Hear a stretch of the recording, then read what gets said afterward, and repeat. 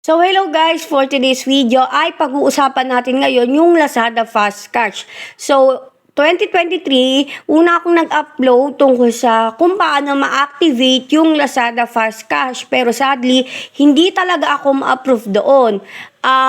Unlike sa last pay later na talaga namang na-approve ako, ilang try ko lang, ganun siya kabilis para sa akin. So hindi ko sinasabi na ganun din yung sa inyo ha, kasi yung iba mas mabilis na approve sa fast cash kesa sa last pay later. Tapos yung iba naman is kagaya sa akin na mas mabilis ma-approve sa last pay later kesa sa Lazada Fast Cash. So, hindi ko talaga tinigilan na kapag may offer ulit sa akin na i-activate ko or binigyan nila ako ng chance, talagang nagtatry na ma-activate siya. Pero yun nga lang, hindi talaga siya, lagi siyang rejected or hindi talaga siya ma-approve. Pero nitong April 8, 2025, ay na-approve ako. Sa kagandahan naman nun, binigyan nila ako ng 2,000 na credit limit. Pero ngayon kasi, dalawa kasi yung account namin sa Lazada, which is yung isa sa akin, tapos yung isa sa asawa ko. Yung sa account ng asawa ko ay nagkaroon na siya at na-offera na siya ng Lazada Fast Cash. Kahit hindi pa activate yung last pay later niya ha, ganun na, iba na siguro yung ano ngayon ng Lazada, hindi pa activate yung last pay later niya, pero binigyan na rin siya ng option para i-activate yung Lazada Fast Cash niya.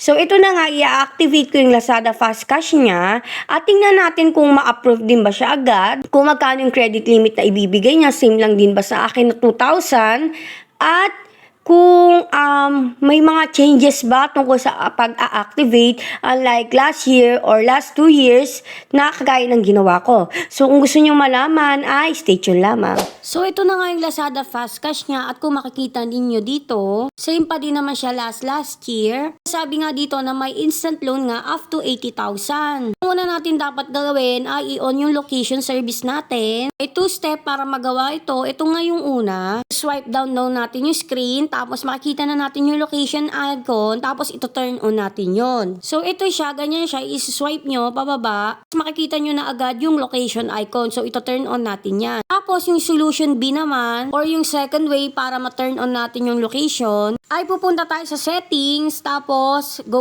tayo sa privacy. Tapos makikita nyo doon yung location services. Tapos ito turn on na natin yan. So kapag na-turn on na natin yung location natin, ay pwede na natin tong i-click yung activate and withdraw now. So, importante yung number nyo dito sa Lazada, dapat gumagana or nakaka-receive pa ng text. Kasi nga need natin ng code. Ito ay i-click na natin yung get code. Tapos nung na-receive ko na ay inilagay ko na siya dito. So, ang next step naman natin ay yung pag-verify ng ID natin. So, dito nagtaka ako kasi dati naman wala silang hinihingi na ID. Kasi before, ang kailangan mo lang ay i-scan lang yung face mo. Kasi nga, alam ko, binabase na nila to sa last pay later. Kasi itong account ko walang last pay later kaya siguro hiningian nila ako ng ID. Pero not sure ako kung ganito na ba talaga ngayong 2026. Kaya kung sakaling may bala kayong mag-apply ay mag-ready na kayo ng ID. So dito marami namang ID na available. Pwedeng passport na old or new, pwedeng driver's license, UMID, postal ID, national ID, PRC ID, SSS, PhilHealth ID na mayroon daw third version only at voters ID. So dito sa PhilHealth na ID na third version only, lang na-curious ako. Kaya talagang chinek ko siya. So dito makikita ninyo sa taas yung mga available na ID na tinatanggap nila. So ibig sabihin hanggang third version ng PhilHealth ID ay tinatanggap nila rito. So dito sa national ID or yung PhilSci ID, nila tinatanggap yung papel na version lang. Yung pina-PVC mo lang. Dapat talaga yung totoong itsura ng national ID, yun yung ipapakita mo. Tulad yung nasa picture na to. Kasi kapag ibang version yung pinakita mo, ay hindi niya tatanggapin. Hindi niya mababasa. Dapat yung original na PhilSci ID yung ipapakita mo rito. So ito na nga yung ginamit na lang namin is yung PhilHealth ID. Ito yung mas maraming version talaga na tinanggap. So tandaan ninyo sa pagkuha ng picture ng mga ID ninyo, dapat pasok siya sa frame, hindi siya blurry, hindi rin siya expire, hindi madilim, tsaka wala siyang glare. share. Make sure nyo na sinunod nyo to kasi para hindi kayo ma-reject at hindi na kayo umulit pa ulit. After ko mag-take ng photo ng ID, yung next naman ay selfie. Sa pag-picture naman ay madali lang, magbiblink ka lang. Tapos ayan na, ipaprocess niya na. So next naman ay i-review mo lang yung mga personal details mo. Dito may ilang-ilang lang kayong fill upan na hindi visible sa ID ninyo. Like ito yung nationality, lalagyan nyo yan.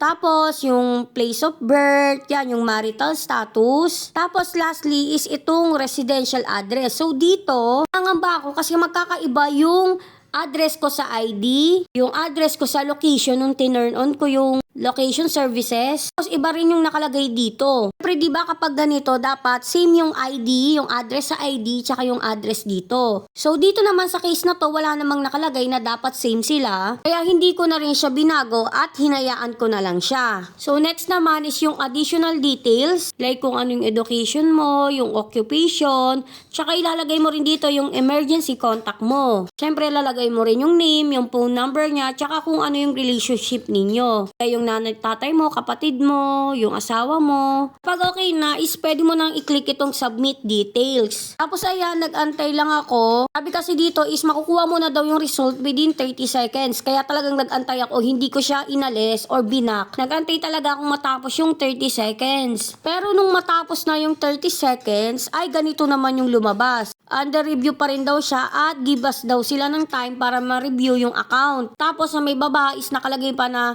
mag-aantay pa daw ako ng 24 hours or ng isang araw. Dito parang nawalan ako ng pag-asa kasi baka-rejected to kasi diba kung approved to, dapat nung 30 seconds pa lang na countdown, na-approve na agad siya. Kaso dito nga mag-aantay ka pa ulit ng 24 hours, kaya talagang nangamba ko. So yan dito makikita nyo na processing pa lang yung fast cash ko. At under review pa rin siya. Ang ginawa ko ay ni-refresh ko siya. So, binak ko siya. Tapos, chinek ko ulit. Pero ito nga, na-approve na agad itong Lazada fast cash ng asawa ko. Tapos, 2,000 din yung available na credit limit. As in 1 minute lang yata yung nakalipas. Simula nung matapos ko yung application ko. Tapos, ito na-approve na siya agad. Talang ako noon, hirap na hirap ako. Wala pang available na ID noon. Selfie lang. Tapos, ito may available ng ID, tas na-approve siya agad. Kaya kayo, kung may offer na kayo sa Lazada Fast Cash, ay i-grab nyo na. Kasi baka ngayon nagbago na sila at mas mapapabilis na yung pag-approve ninyo dahil nga may mga documents na like ID.